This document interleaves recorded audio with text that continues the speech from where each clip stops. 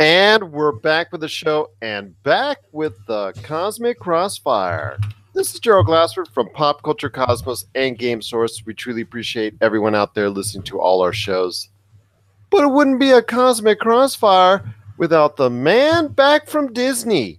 You got to check out everything going on today at his site, robmccallumfilms.com, which gives you the latest and greatest on what's going on in his world when it comes to all of his films, all of his documentaries, all of his projects coming up, and so much more, including Box Art, the docuseries, also as well the Kitty biography, also so much more. Missing Mom, Nintendo Quest, Power Grayskull, the Power Grayskull that's now available on Netflix, and so much more. I feel like every year this introduction gets longer by a film or two. Well, that's because you had so much in there.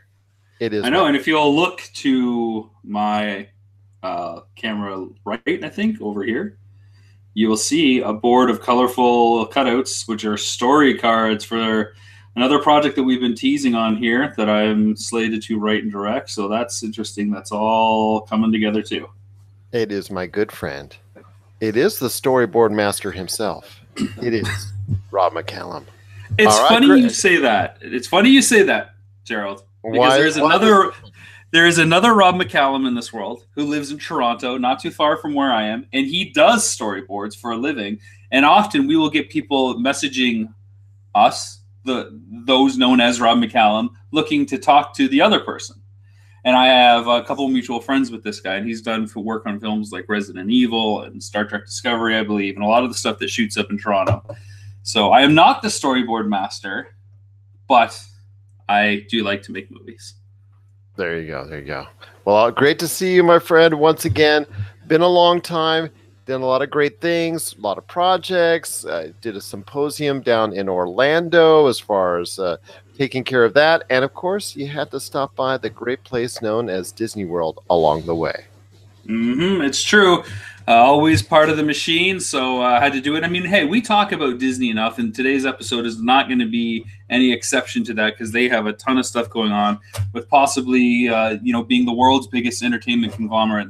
They kind of have a weekly spot on our show, if you will.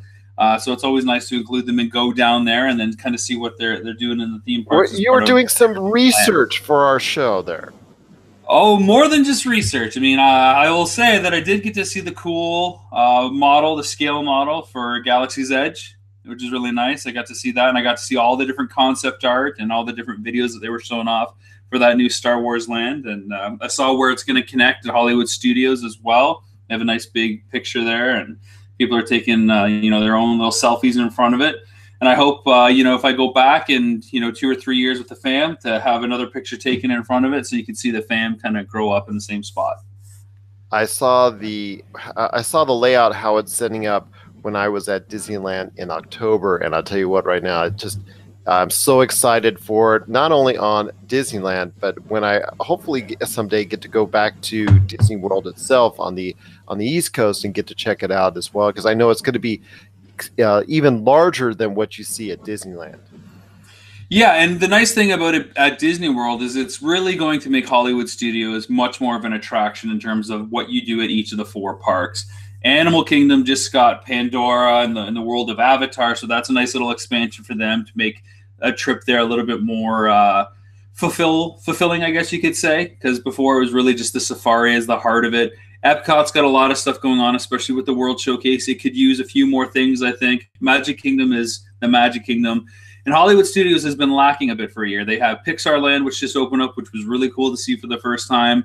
Of course, Star Tours has been like the staple there for a while, but now adding Galaxy's Edge, I think it really makes it a bona fide experience. And it's nice to see it separate from the Magic Kingdom so you don't get all that kind of foot traffic in one spot. Because when I was there, it was part of Hollywoodland, and it was just kind of wedged in there into the side and the corner, and then they would have some presentations and whatnot, but it didn't seem like an extended, fulfilling experience. But obviously now that's going to be the case when Star Wars, the whole total experience comes in just a short bit of time. 2019 is just around the corner. It's true, and Disney World gets it in the fall compared to the summer of Disneyland. So Disneyland will have first dibs on it. I'm glad I went to Disney now. I got it out of my system, so I don't need to go back in the next year or so when Star Wars kind of unveils. I can let some of that majesty die down a bit, and then I can enjoy it with the family. So it'll be great to revisit that. But Rob, we're not just here to talk about Galaxy's Edge, my friend. We're here to talk about pop culture, and you're the man to talk to when it comes to that right there. So pray tell, Rob, what's in your mind when it comes to pop culture? Well, every now and then I like to play these little games where you have to pick the best or the worst amongst a few options, Gerald. I think these are some of your favorite segments that we do. And we're going to start off this episode with one of these. This is Most Ridiculous. This is a kind of a recurring theme that we do on this show. So, Gerald, you get to pick the most ridiculous between choice A, which is GameStop Rage, which I'm sure everybody's seen out there by now that has been surfing the internet in any form or another, where somebody tried to return Fallout 76 to GameStop, didn't have a receipt or proof of purchase, didn't like the way it kind of went down, and proceeded to destroy the entire store as a result of not getting his way. That's option one. Any thoughts on that first? Thank goodness it wasn't on Black Friday. Wait for it. Wait for it. We'll see the videos, I'm sure.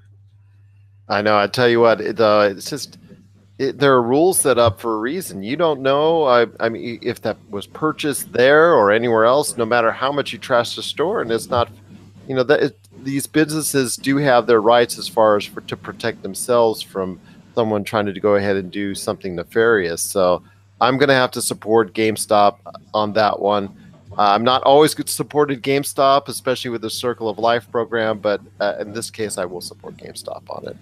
Yeah, I mean, we're living in a society. We got to have rules and code of conduct. You don't get your way and you decide to destroy something.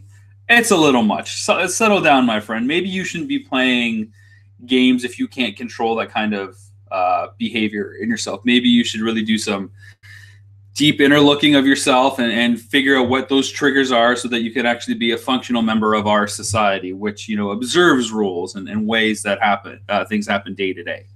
So that's number one, GameStop Rage. Number two, there's been a lot of articles recently, thanks to a podcast that happened, and Hollywood Reporter has an article. I think Variety has an article on it as well that talks about the billing issues, that is, who gets what kind of billing within a film, was the main issue, as well as contractual and financial issues, of course, for the canceled Sex and the City 3 movie. So much so as that Sarah Jessica Parker and Kim Cattrall apparently have some sort of feud going on online, but it ceased production because apparently, and rumored from everybody else that was on the podcast, which is the cast and key producers and writers and other production members, except for Cantrell, who said she's already said all that she ever needs to say about that production, both the series and the other films.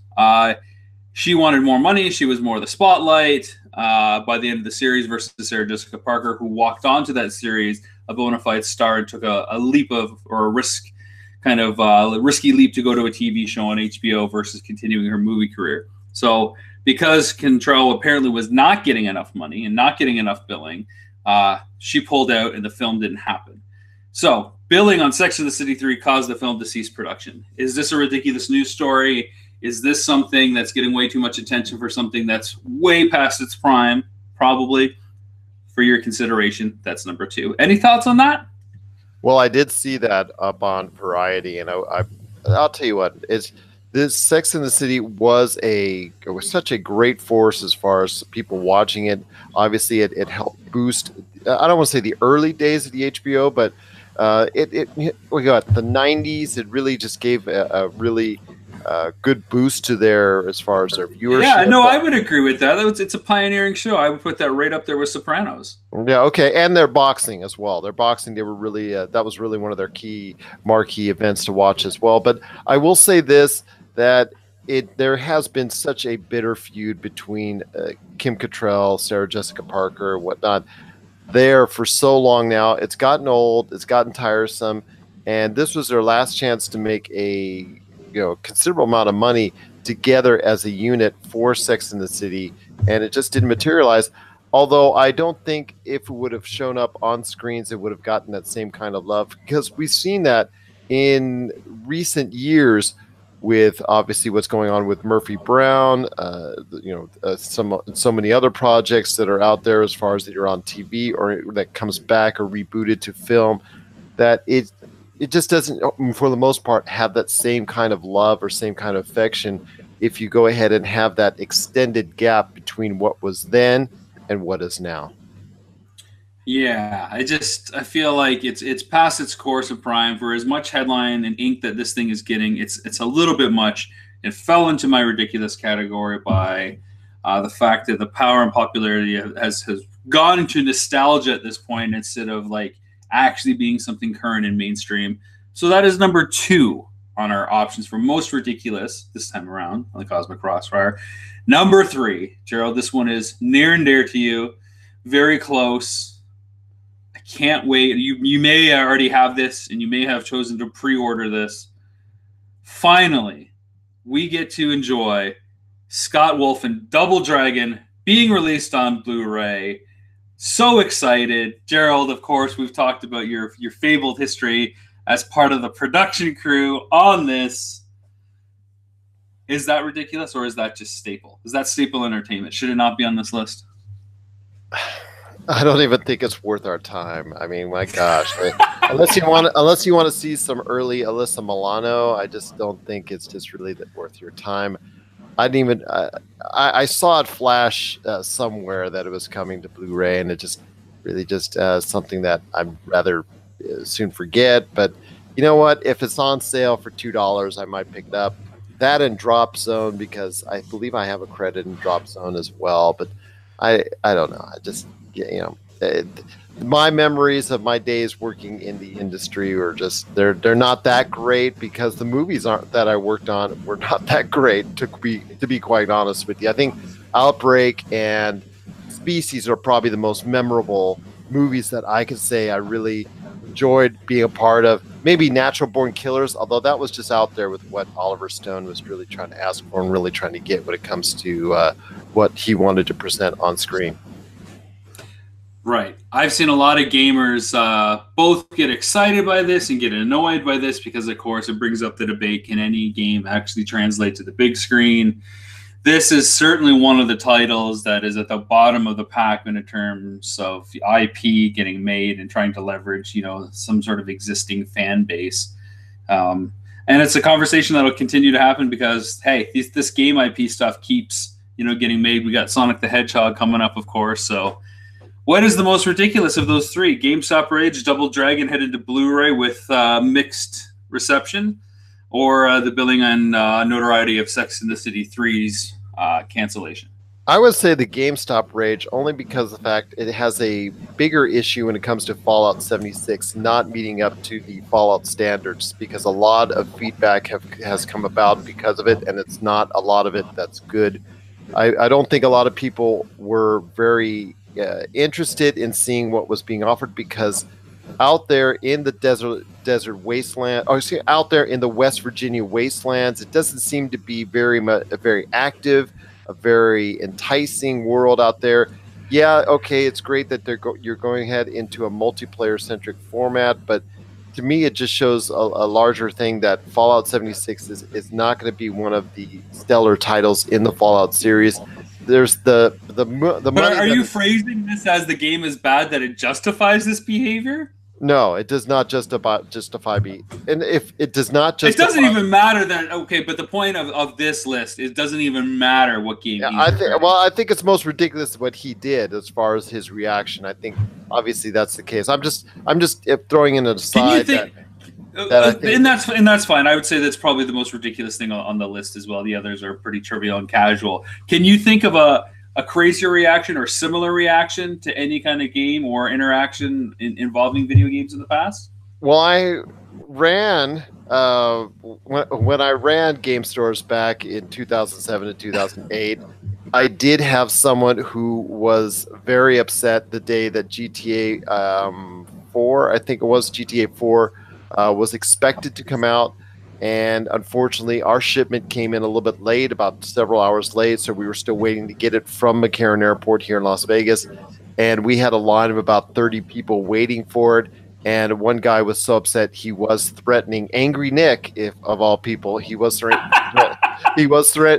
Angry Nick with bodily harm, and it was serious. And it got to the point where I almost thought about, we're almost going to call the police. And he was actually very concerned for his livelihood when he, Angry Nick was when he confided to me, and I just, I had to calm the customer down and whatnot. But yeah, it almost got to that point, and I did have customers that were upset because of a certain policy. We couldn't sell to them because they were too young, other things like that.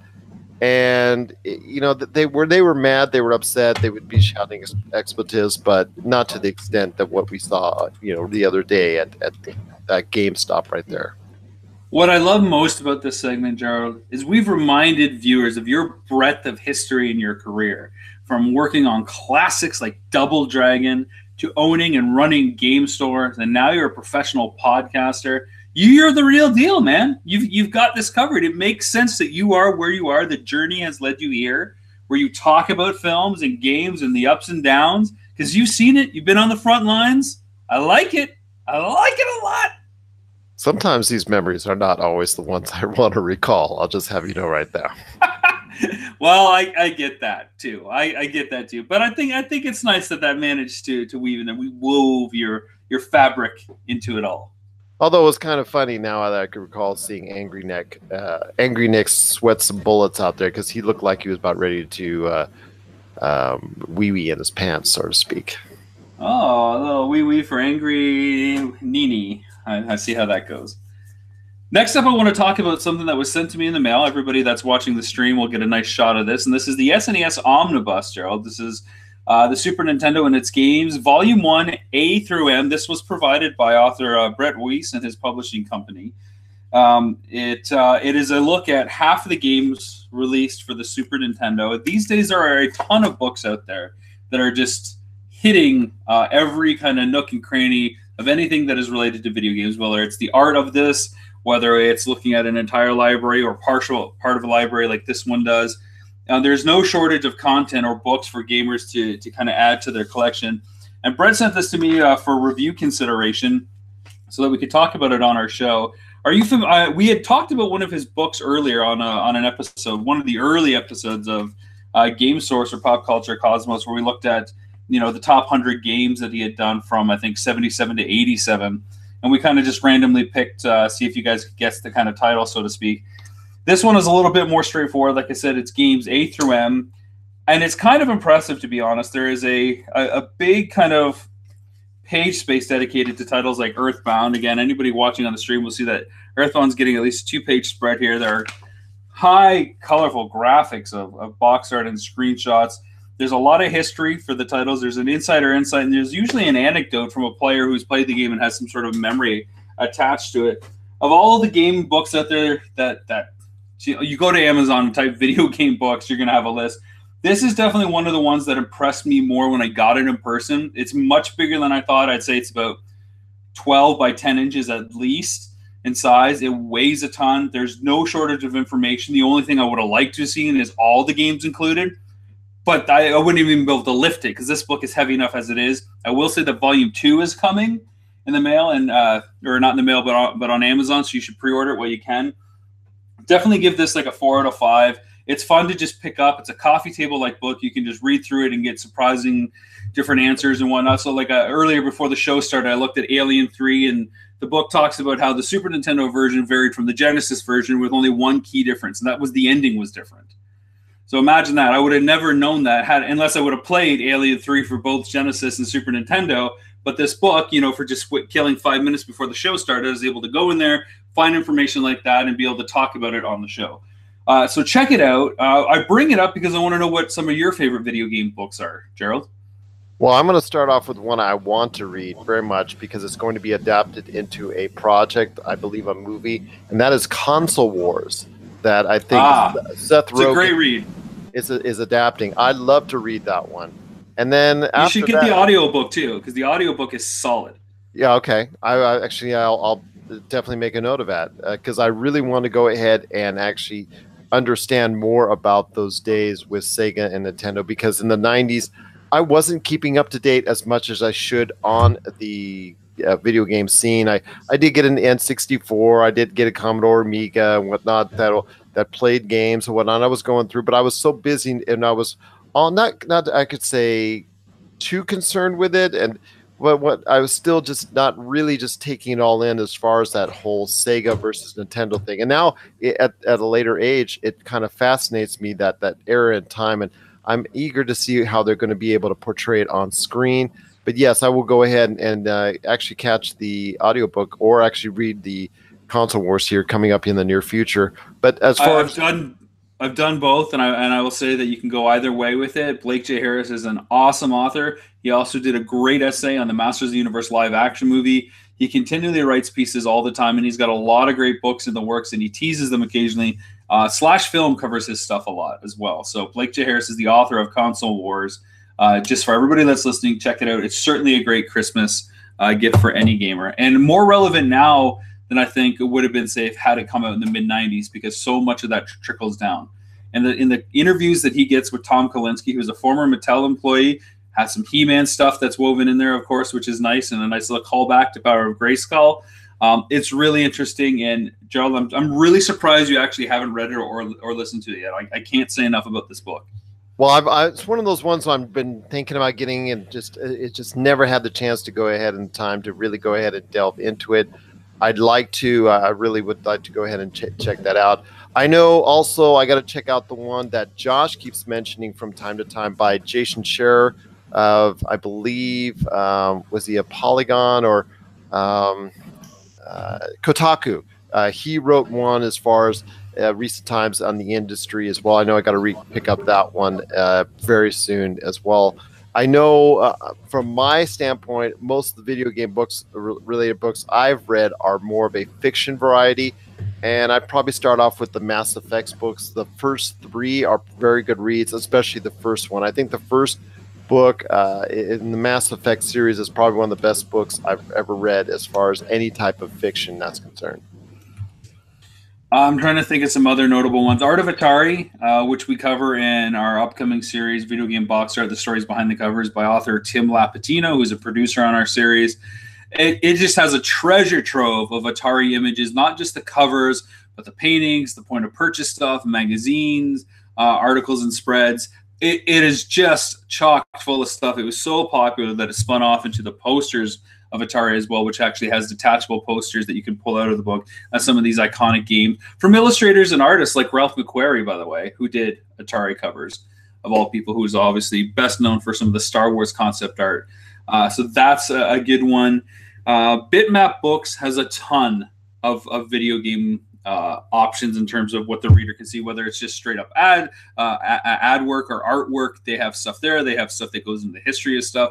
That's definitely a company to check out. And Read Only Memory has a great, I don't know if they call it an omnibus or a collected works, but they have one for Genesis and Dreamcast. They have a lot of Sega-driven stuff there. So those would be some other sites that I would recommend to people. I will say, continuing on what I was talking about, then some of the Halo books, especially the ones early on, Contact Harvest, there's a couple others as well in the Halo series that are very good and are must-reads. And when it comes to Jason Scherer's book, it's Blood, Sweat, and Pixels. I need to go ahead and read that one as well. In terms of fiction, I think the only one that I've actually ever read that's tied to a video game is XCOM 2, which I reviewed for GameSource when that game came out about a year and a half ago. I remember that. That was an excellent read because it really set up the transition from XCOM 1 to XCOM 2 just before the events of the game start. So that was actually super informative for me to read that before the game started, so I could really kind of know what to expect when it comes to this new world that was being offered in the scenario. Yeah, there's some great video game related books out there, and I hope people that are into gaming want to go ahead and check them out. Like I said, there's more that I need to read up on, and I know you like you said as well, there's more that you got to catch up on as well. YouTube seems to be offering something free with ads coming up, and that's a bunch of movies. Is this worth it? Is this bad? How can this be good? How do you feel about this?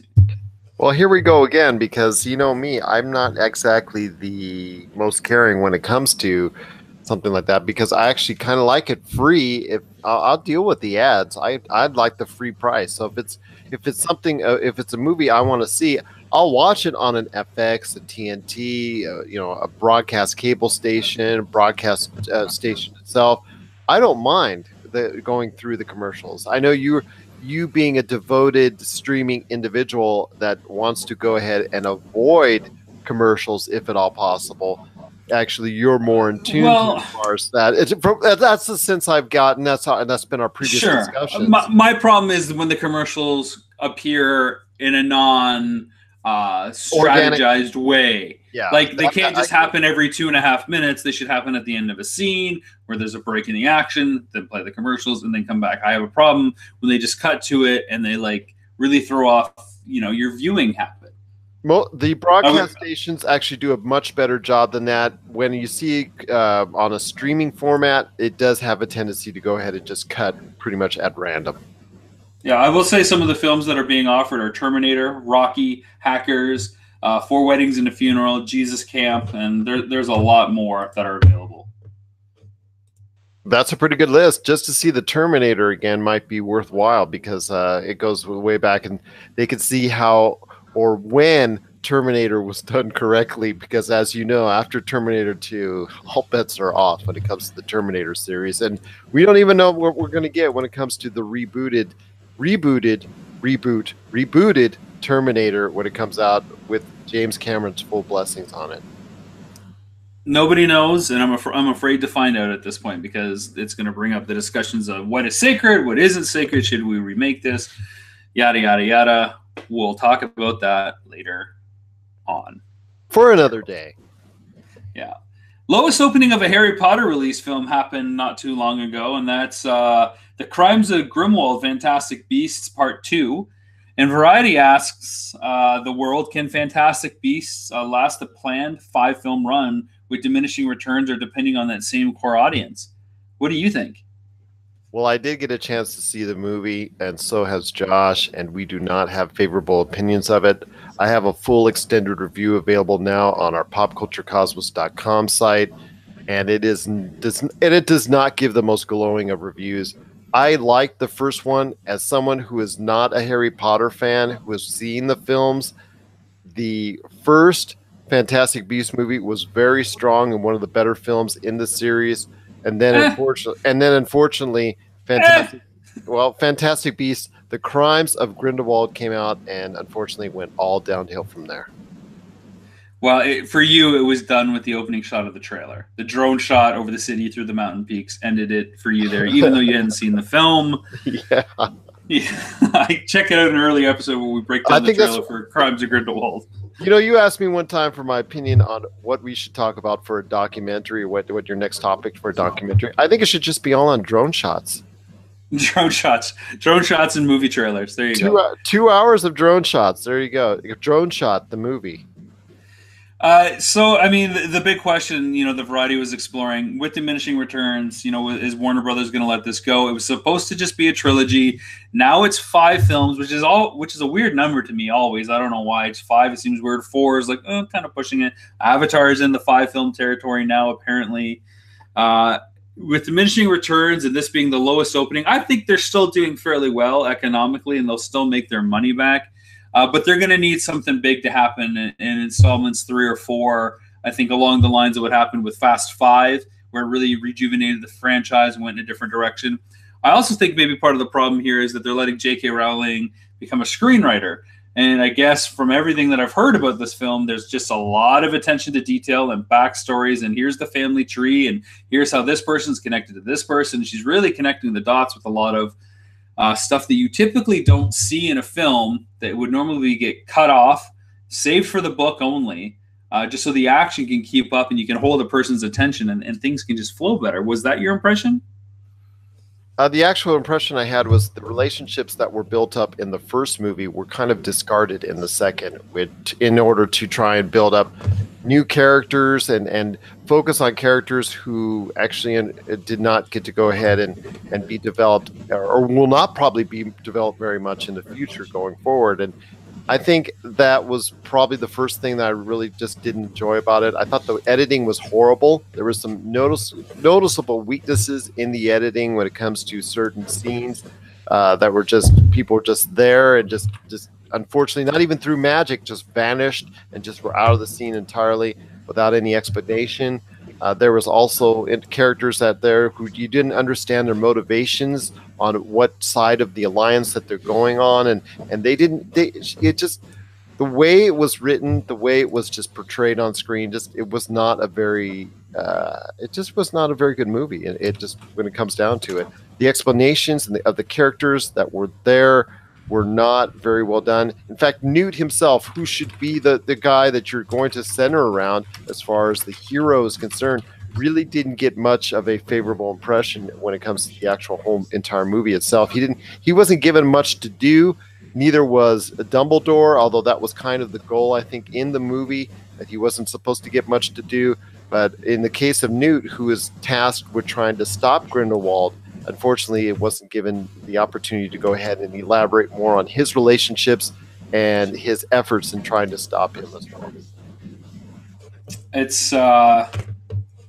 such a conundrum that these studios commit to doing such big franchises without anything remotely secure at that point. Like, how are they committing so much money and so much time to a series that, while it's connected to a bigger series like Harry Potter, I feel like we're getting a little bit of the Batman fatigue going on here, where we're going to get all these other projects that are spawning off connected to this big thing, but aren't really ever about this big thing.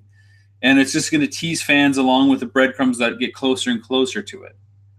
But I want to add in this, is that it did only $60 million, just a little bit below expectations here domestically at the box office in its first weekend, but it did over $190 million worldwide in its first weekend. So that speaks volumes as far as the extended universe of what the people outside of the country are willing to go, or outside the U.S. are willing to accept as far as a quality movie, and maybe a not so quality movie, that they're going ahead and being able to go ahead and appreciate things that are not liked in other areas.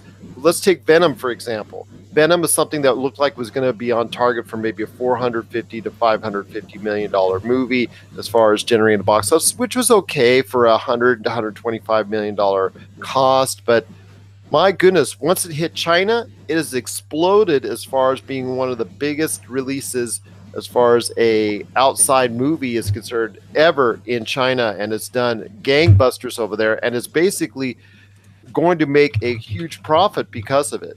So, I mean, when it comes down to it, these films, whether they're panned in the United States, it is showing a change in the marketplace, that a film going forward doesn't have to be reliant on the domestic U.S. marketplace in order to go ahead and gain back this money. So going forward, you can go ahead and plan out these films like the 5 Fantastic Beasts films, like a sequel to Venom, and like what we saw with Pacific Rim Uprising, that you don't have to necessarily go ahead and be tied down to whatever the domestic U.S. market says is a good movie or is not such a good movie.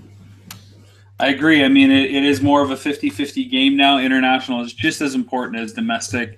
And so even when something gets panned here, like Warcraft, it doesn't mean that it's not going to do well overseas and have a sequel of some sorts in the works. And China is becoming just a much, much bigger market, to the point where I might add that there was concerns over this past weekend if the Disney-Fox merger would have been allowed to influence the China market. And when Chinese regulators essentially gave it the blessing, stocks of both Fox and Disney rose as a result, because it's that much of a player going forward. So North America is no longer like the sexy garden bed for releases. It's really about international releases. I'm waiting for Nintendo Quest to hit the Chinese market, and tell you what, it's already over there, and I tell you, I haven't seen a penny from it. Well, that's a shame, because I figured it was going to go ahead and explode out into the Chinese marketplace like no other movie, like, you know, surpassing even what Venom is doing. Well, piracy being what it is, you don't make any money off of it, so there it is. Speaking actually of release strategies, I want to talk about this new cry to shrink the home video window. This is the ongoing debate between studios and theaters and what's best and for who. Studios want to shrink the time that a film can be released for home video or digital download via iTunes or just discs that you buy at Best Buy or your favorite retailer. From the theaters. The theaters obviously want to have a longer exclusivity period so that people are more inclined to see it, knowing that if they don't, they'll have to wait 3 to 4 months. Studios want to shrink that to about 2 months now. 6 to 8 weeks is their preferred window. Theaters want to keep it at 12 to 15. What are your thoughts? This is an ongoing battle. For most films, they need to go out on the small screen as soon as possible, because you and I both know that with most releases, 8 weeks is just about the best you're going to get with what, 80%, 90% of the releases that are out there. There are very few movies that actually, in the U.S. marketplace, for instance, actually are able to go ahead and survive that long period of time. So 8 weeks to me actually sounds better in most cases. 8 weeks. I'm trying to think how that would disrupt things, if that's too soon or not. I mean, I'm at the point, because I got kids, that I can't go as much, so a shorter window is better for me. And I'll be honest, since I have had kids in my life, I used to go to the theater every week to see 2 or 3 films every week. Now I'm buying and renting much more at home because I can't go out. So a shorter window is only going to help me, but at the same time, I feel like I have a ton of stuff to watch. So I don't know that a shorter window is really going to change things, except for change the priority of things that I do watch. It might mean that I don't watch a show on Netflix that comes to it right away, that I might watch studio fare that's released on iTunes in my case. And I think that's the other argument that needs to be kind of considered here. How does shortening the window affect streaming services going forward? If the window is shorter and the next Marvel movie is ready for release, does it go to iTunes first, or does it go to Disney Plus first? And how does that work? Well, if it's going to go anywhere, it's going to go to Disney Plus first. I'll tell you what, they're going to make sure that their movies are going to have a higher priority. I know so. I think it's going to go to iTunes and anywhere that they can get $20 instead of giving it away for free as part of their $10 subscription package. Well, they're going to do that to buy them an extra month before it goes on to Disney Plus. Wow. I think they want to shorten the window so that when all these different subscription services start, it can go on the subscription service at the time that it's coming out now. But if they shorten the window, they can start the pay period earlier by a month, so they can make their money up front for the people that can't wait. And then it'll go on the subscription service as part of the package.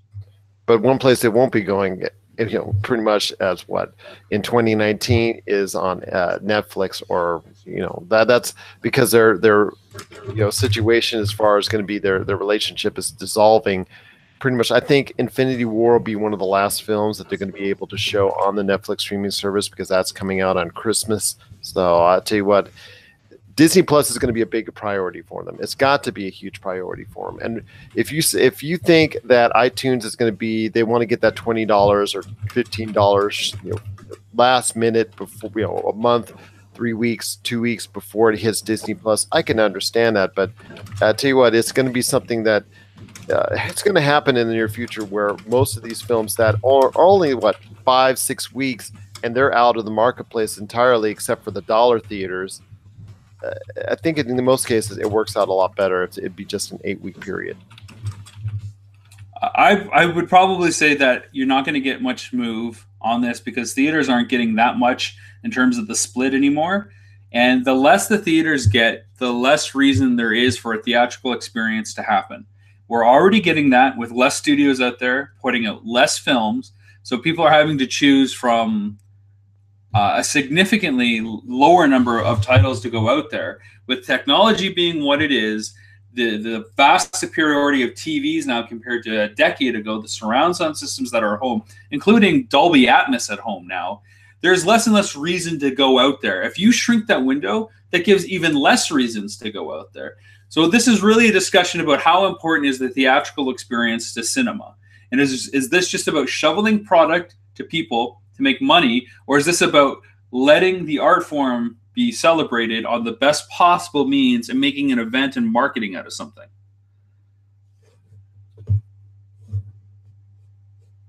That's true, but like I said, to me, I think that window is going to become shorter, and I think we're going to see with more and more theatrical releases. I think you're going to see some, as far as even conjunction, almost day and date to the theatrical release, that some will actually appear on VOD, and we're actually seeing that already with some lower budgeted films or films that are going under the radar, that they're only appearing on a limited number of theaters, but they're coming out on VOD the same day.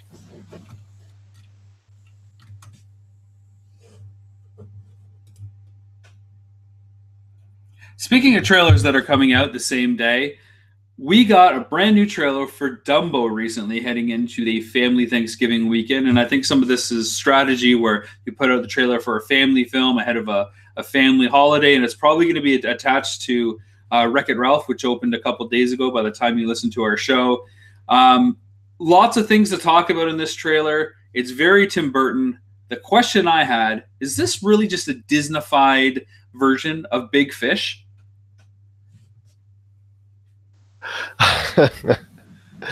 Well, I'll tell you what, I don't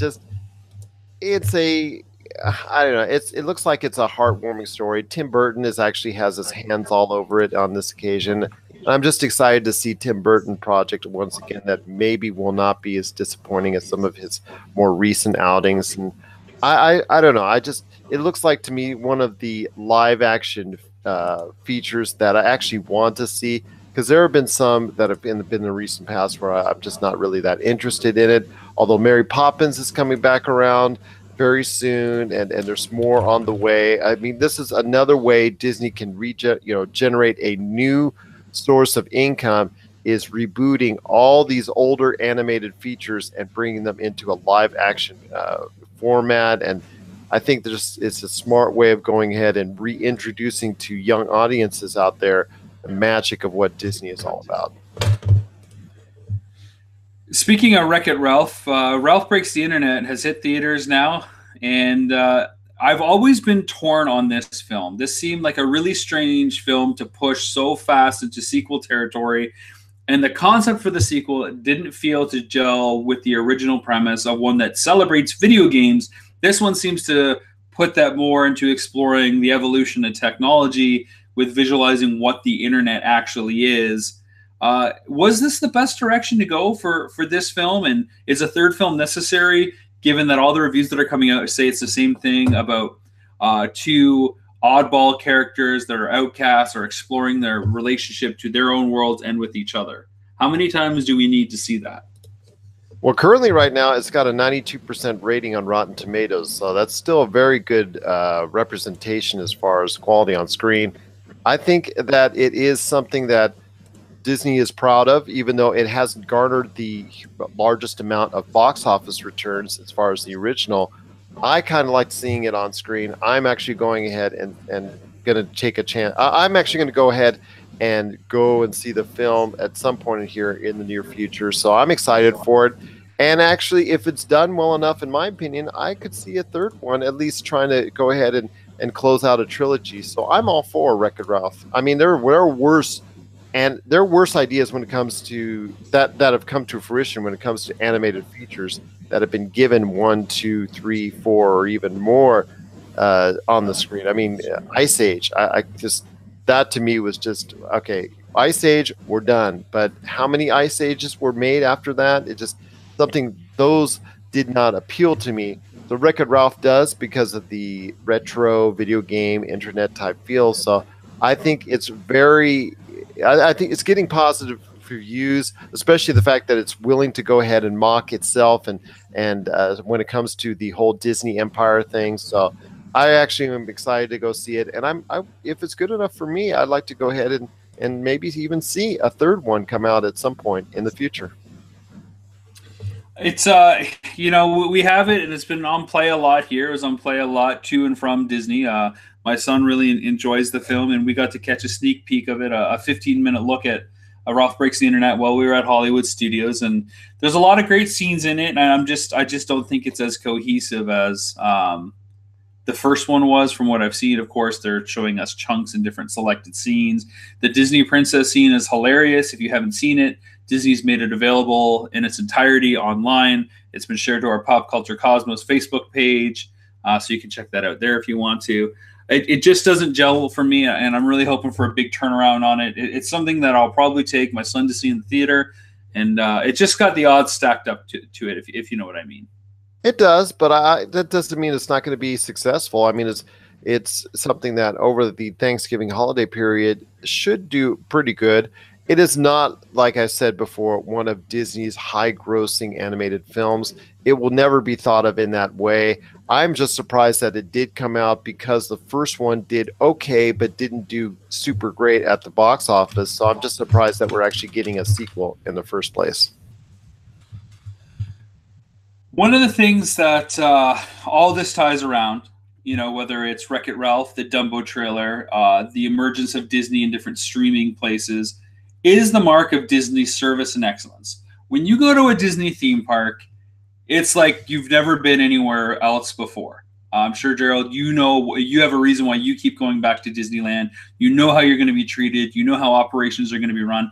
Everything from how you park in their parking lots to how you disembark a tram, how you queue in a line, signage, information, fast passes, how all that works is down to the T, and there's systems that work, and there's no competition anywhere in the world when you visit one of these parks. Is it matched on the big screen, do you think? The attention to detail and the way things are run, is it matched on the big screen? And why or why not? No, it hasn't, because I think there's too many floating parameters when it comes to what you're talking about as far as all these projects that are coming onto the screen, and are they given the same kind of Disney love or even Paramount love, or any of these large Universal or any of these large companies. There's just too many ideas floating around. There's too many hands in the kitty. There's too many producers, too many directors having their own ideas, too many actors wanting to go ahead and acting out certain way. There's just too many possibilities for a movie to go one way or the other, for it to be controlled in a certain fashion. Disney tries its best to corral a certain image when it projects its movies on screen, but even then, it still had some trouble as far as certain movies are concerned. I know you've loved The Last Jedi, but I know a lot of people don't love The Last Jedi, for instance. Solo, a Star Wars movie, I kind of liked it. I know a lot of people out there maybe didn't like it or didn't even see it because of certain issues. So I will say this, that Disney, in its theme park setting, it's controlled, and whether it's edicts that have been handed down by actual Disney himself when he was alive, or they've been created and developed over the course of time. You're right. It is from the point that you go ahead and drive onto drive or walk onto their property. They have your attention. They have controlled exactly what they want you to do as far as and where they want you to go, and to maximize not only efficiency wise for a large populace to go ahead to these theme parks day in, day out, but also for them to maximize their own profitability. So it just makes sense that they're able to go ahead and control it, and I don't want to say they perfected it, but they go ahead and continue to go ahead and try and provide the best experience possible, not only for them, but for their consumers also.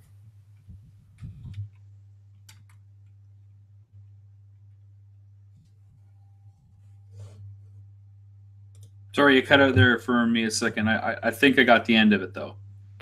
Yeah, I just said that they were able to go ahead and they're providing experience not only for their own pocketbook for us, but obviously to have the customers keep on coming back for more and more and more. I mean, the other argument you could make is that Disney is doing at least the best of the competition in terms of what gets on the silver screen between everything that Pixar and Marvel releases, plus their own fare. I mean, the Dumbo and Mary Poppins, as you mentioned, are probably some of the bigger releases anticipated for 2019 when it comes from stuff from them. But again, if that was the only thing, then sure, you could say that Disney is maybe in the middle of the pack. But when you add Marvel and Pixar to it, they should always be that leading contender, just like they are in the theme park experience. Exactly. But there's been some downfall as far as their movies this year. I mean, Wrinkle in Time, Christopher Robin, Nutcracker and the Four Realms, all those three movies underwhelmed at the box office. So these are movies that they do have the Disney seal of approval, and they may get a new life in home video or Disney Plus or whatever. I just think at this point in time, they're not able to go ahead because there's too many parameters. There's too many types of situations, too many types of hands that they're not able to go ahead and get the same type of Disney control that they're able to when it comes to a theme park setting. Cliff Blazinski says he will never make another video game again. Of course, Cliffy B is known for epic games in Gears of War, Unreal Tournament, and Rune. And after, I think, a 3 or 4 hour argument on Twitter, he says he'll never make another video game again. On Facebook, he says, I know I don't post much on here, but with recent news that came off my tweet statement, I thought I'd say some stuff. I really honestly feel over it, making games. We're in a polarized world in which we yell at each other through the glaze of glowing rectangles when we could be kind to one another in person. We're in a world where it's cooler to watch other people play 1 to 3 games than actually want to play one yourself. We're in a world where you're measured by the number of likes, subscribes, and impressions you get. We're in a world where expectations of a product are so off the charts as our marketing budgets. The game budgets are so crazy that the average consumer couldn't wrap their head around the cost of making said product. I'm honestly not bitter. I literally saw Mark Rain last night, had a hug, caught up, all good. My nephew did a Fortnite dance for him, of course. Games were good to me, however. The thought of doing it again truly doesn't appeal to me. You haven't seen the 1,000-yard stares that I've gotten from other developer friends who haven't been able to retire when we have a pint and they're done with work. The nonstop dysfunction. No one knows what they're doing, and those who hit it big are just as talented as they are lucky and have good timing. Most have families, and the instability of business terrifies them. Hell, it scared me not having kids. Imagine fearing for your job and being encouraged to work 12-plus hours a day, 6 days a week, just to provide for your family, which is my #1 job now, focusing on friends and family, including my doggy family. What do you think about that? Cliffy B retiring from games. Is this going to hold true? Is this just a passing thought, or is he done forever? Well, I've been told never to say never, so I'm going to say at some point in time he may delve back into the gaming scene, but does he really have the track record from recent past to even say that whatever he works on is going to be a success? Because after he left the Gears of War series and the Epic changeover and Epic Games Spotted and went over to went over to Microsoft and all that, his magic touch just seemed to falter.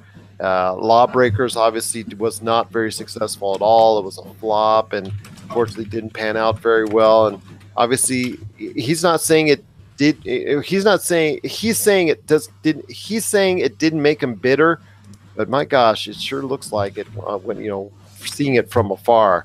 I remember the days when I saw him at an E3 walk by, had arm in arm, young lady in hand, and actually young lady over shoulder, whatnot, as they're walking by, and him having the Cheshire cat grin, looking at all of us sitting on the side.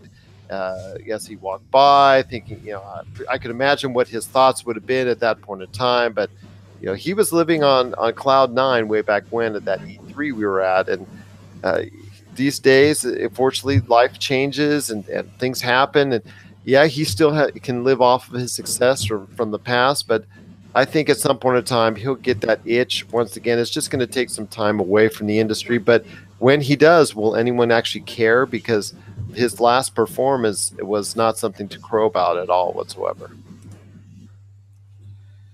I think it's really hard to say that you're ever done, and I don't think it's ever wise to say that you're ever done. It's always better to say we're taking a break. We're going to see how things develop. Because why would you ever close the door on something that's been intrinsically who you are? Even if the industry is changing, you can find another way to be a part of something, even if you don't know what that is right now, even if you're burnt out right now. Things can always change. So I think it's kind of foolish of Cliff, who, by the way, is a supporter of Box Art. He's actually one of our producers on the series that via Kickstarter, he was a backer, and we really appreciate his support. But I just don't understand why you'd ever say, I'm done doing something, especially when he's been doing this for so long. I get that the industry has changed and isn't in touch with itself, and there's been a ton of different reported stories over the last year in particular. Look at Telltale, look at even Rockstar with the releasing of Red Dead Redemption 2 and the stuff that they had to go through in order to get that release, that this is just on par with all that stuff, but never, ever say never, right? Look at Sean Connery. I'll never play James Bond again. And then he's James Bond again. I always love to use with Octopussy. Exactly. And I love to use the professional wrestling. stories and analogies from time to time. And I think Terry Funk would probably be the best analogy to say that, because I think he's had 5 or 6 retirement matches at some point in time. And he's still actually, if he could, I think he'd still get out there today. And I'm sure in the recent past he has actually at 70 plus years old. So whenever someone these days says they're done, I actually it goes in 1 month, it goes in 1 ear, it goes out the other, because I actually don't believe it. I would actually have to see it to believe it. I agree 100%.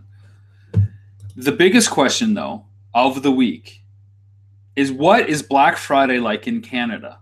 Everybody wants to know, that's listening right now and is probably in line or doing some shopping as they go to and fro in America. What is Black Friday like in Canada? What's the forecast? Well, my American friends, let me tell you, absolutely nothing. There's absolutely nothing going on here. Despite in the recent decade or so of Black Friday trying to infiltrate everything north of the border, I've literally seen one car dealership that had signage for a lease program and some ads on Amazon.ca.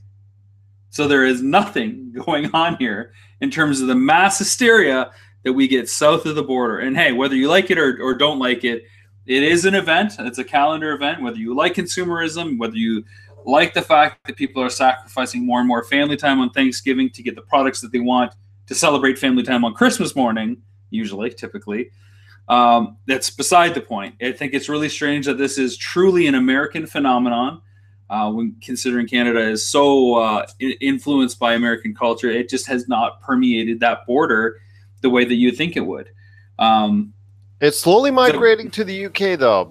Like other traditions of American lore, it is slowly migrating to the UK. UK is adopting it little by little, just like they have Halloween. I could tell you stories about people that have come up to me when I used to run Halloween stores, and I'll tell you what, they came up to me and told me from the UK, I'm flying in from the UK, and I want to understand more about this Halloween. So they would get like about $300, $400, $500 worth of stuff so they could take it back and start their own traditions of Halloween. I've seen it grow exponentially in Halloween, and I know Black Friday, those deals that they're having, they've also have in UK stores. They're just starting to pick up on that type of madness. The question I have for you, Gerald, with this bigger and bigger push to a digital commerce space, as we're seeing like crazy, and every year it seems to get bigger, will Cyber Monday ever topple Black Friday in sales? Or appeal, I guess, would be the other way to look at it. I don't want to ever say never, because we in recent just conversations, we just talked about that. So I don't want to ever say never, but Black Friday has such a great first start right now. So, and plus the fact that the whole week, for many people, they have a good portion to a considerable amount to the entire week off in the Thanksgiving week. So yes, it is. I understand when Cyber Monday is heavily dependent on the digital type format, whereas with Black Friday, it's not only digital, but it's still going out to the brick and mortar stores, but it is becoming more and more digital reliant as well. It's almost, I don't want to say it's a 50-50 share as of yet, but it's getting quite close. And that's something that Cyber Monday can't do, because people are back to work. People are more involved with their lives when it comes to that next week, and they don't have the type of time to go ahead and devote to it as they do during the Thanksgiving week and Black Friday. So far, I mean, I think a lot of people usually take extended time off because they get the Thursday. They usually take the Friday off. It's not a far leap to see them take the Monday off as well. I think it's just going to be a really interesting thing to keep an eye on going forward, because Cyber Monday now seems almost as relevant in people's minds that if they miss out on something on Black Friday, they know they got Monday to kind of make up for it. And with the Amazon Prime Day in July, and who knows whatever else is gonna happen in terms of digital options, I think that the digital marketplace is becoming more and more relevant and more interesting because of the ease of which you can put something on sale as well. But Cyber Monday traditionally has not had as many good deals as Black Friday. I'm just gonna, from my investigation, my looking everything up, seeing what's going on, because there's more volume still on Black Friday. Retailers are still going ahead and give primarily the majority of the best deals that they have that they're willing to put out there on the Black Friday shopping period, and maybe give some secondary deals to it that they can devote to Cyber Monday. You won't see the same kind of deals for the most part on Cyber Monday that you do at Black Friday, and that has to change before it will go ahead and sway in Cyber Monday's fashion.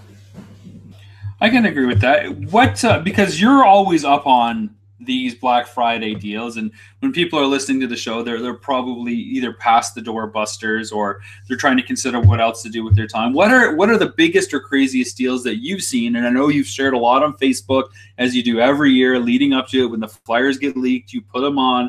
It's kind of like this hobby of yours. I've always looked at it. What are some of the craziest deals that you saw, and were they underwhelming or overwhelming? They're actually better than they were last year, in my opinion, in some cases. They're still probably what stands out to me most, and I've actually gone ahead and updated an article on it, popculturecosmos.com, and we also devoted our Monday show, the Pop Culture Cosmos, as well to Black Friday. I'd probably say the one that stands out the most to me as far as from a gaming standpoint is the PlayStation 4 1 terabyte at $199 with Spider-Man, which is a recent release, which is a very highly rated and highly thought of game, one that could be seen on several top 10 lists. I think that's probably the best deal going on in gaming right now. Also, you got televisions at major retailers like Walmart, Target, going as low as $79. And then you've got 4K televisions, like a 55-inch 4K television with Roku installed. That was probably that's going at $199 at Target. A 65-inch version, a 65-inch Roku 4K television, that's going for $398, I believe, at Walmart. So there are a lot of choices when it comes to that, and not only when it comes to televisions and gaming and whatnot, but people have to go look at all consumer electronics. There are great deals from a lot of stores out there when it comes to cell phones, when it comes to audio technology, whether it's headphones, whether it's earbuds, whether it's Bluetooth headsets, the whole nine yards. There are substantial $40, $50, $70, $100 discounts there. People have got to look at higher end televisions. There are several $100 reductions on higher end televisions. So if you want something with HDR, or if you want a larger screen like a 75, 82, even on up, those have huge discounts on them. Computers, laptops are the most one of the most sought after products during this Black Friday season. You're going to see several laptops that are, obviously junkier ones or lower powered ones, I should say, going as low as $99 or $199. But there are still effective units that are being sold at a $300 to $400 discount that are out there that you can find. And then there's a lot of great consumer electronics that are out there that are on a one time only or a this time of the year type discount that you can't afford to miss. And even things like PlayStation Plus that's out there. If you are interested, if you have a PlayStation that's out there, that's the PlayStation Plus is running out, or even if you want to extend it, right now getting it $20 off, which is almost half off at $39, is a steal as well. That's great, as long as when you buy it, you're in the U.S. I have a U.S. PlayStation account, but because I'm in Canada, Amazon won't sell it to me for $39.99, so I can't access that deal. Should have got it when you were at Disney World. I'm just teasing. That's true. Or I could just get a friend maybe to purchase that digital code for me and send it my way. If I send him that money, maybe. That part I'll edit out. Well, that'll do it for another show of the Cosmic Crossfire. It has been a while, but there's a lot of good stuff. I think we covered this episode, Gerald, and I look forward to coming on soon again. I apologize for all the miscommunication and the misconnections that we've had, as I've just been swamped trying to get things together on the business side of things. Well, before I go ahead and ask for a rundown of what you're doing on your projects, if you have questions for Rob at any point in time, just go ahead and let us know. popculturecosmos@yahoo.com. Also as well, Pop Culture Cosmos, Humanica Media, Game Source on Facebook, Twitter, and Instagram, and Rob McCallum Films on Facebook, or Rob McZob on Twitter. Rob, before we head on out, I got to get an update on what's going on with all your great stuff at Rob McCallum Films. Well, I mean, Power of Grayskull continues to do incredibly well. We're exploring different options to finally get the disc-based version out there and looking at our different sales agent options and basically exploring the marketplace that is above and beyond the streaming window that Netflix has. So be on the lookout for information on that. Missing Mom is doing incredibly well on Amazon Prime still, almost a year later. It's now available on iTunes as well as different cable channels in Canada. So check out Missing Mom. I'm actually hoping to redo the poster design just so we can get a little bit of fresh blood out there so people can see a new, different look on it to kind of celebrate its release as we kind of mark almost a year ago when the award season kind of closed for Missing Mom and it ended the festival circuit. So that's in the works. Video game box art. This might be breaking news, Gerald. May have, probably have, should likely have 8 episodes now. If you're a backer, depending on the level you back, you could get as many as 8 episodes. There are 2 kind of tiers there. Some people will get an extended version, which will include all 8. The other version is probably just the 6 episodes. We do have interested broadcasters and distributors already kind of signing on board and taking a look and really liking what they see. So we're going through the legal process, going through post-production audio on that, and things are really coming together well for that. And as I mentioned at the top of the show, I got a bunch of story cards behind me here and just really looking to get that script nailed down as well as finishing a short that I'm working on, which is in the stop motion animation realm, which will be fun for me to do. And hopefully once that's done, we tackle that skill set and what it takes to create something with stop motion, look at expanding it to a feature length film as well. And you also recently received an award. I wanted to congratulate you on that. Oh, that's right. I won at the Best Tree Screenplay. Festival. At the Tree Festival. At the Forest City Film Festival, I won Best Screenplay for a script I wrote called The Infected. Congratulations on that. Well deserved.